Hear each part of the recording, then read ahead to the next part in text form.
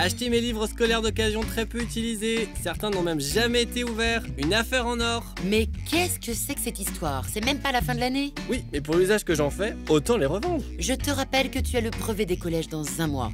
Alors tu prends tes livres et tu montes dans ta chambre pour les lire. Vélo, voiture, mobilier pour la maison, vêtements, acheter d'occasion est de plus en plus courant. Mais savez-vous quels sont vos droits dans ce type de transaction? Si l'achat se fait entre 2 particuliers, il n'y a pas la garantie légale de conformité comme il y aurait à l'égard d'un vendeur professionnel. Il permet d'obtenir le remplacement, la réparation ou le remboursement du produit. De plus, on ne peut pas bénéficier du délai de rétractation de 14 jours compté de la réception du bien. Résultat, mieux vaut être sûr de son achat.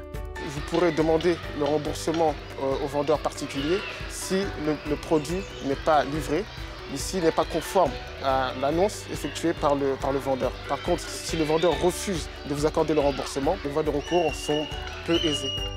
D'où l'importance de ne pas se précipiter et de prendre quelques précautions.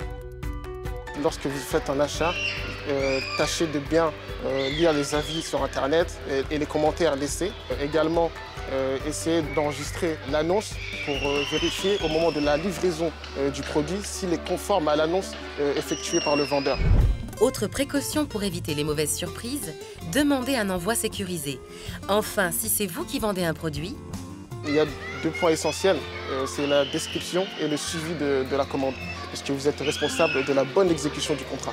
Sachez que si vous achetez d'occasion à un particulier, vous n'aurez pas de délai de rétractation. Mais si le bien n'est pas livré ou s'il n'est pas conforme à l'annonce, vous pouvez demander à être remboursé. C'est pourquoi, si vous êtes le vendeur, il est important de décrire le bien à vendre avec précision. Je suis dégoûté, j'aurais pu me faire plus d'argent de poche en vendant mes livres d'occasion.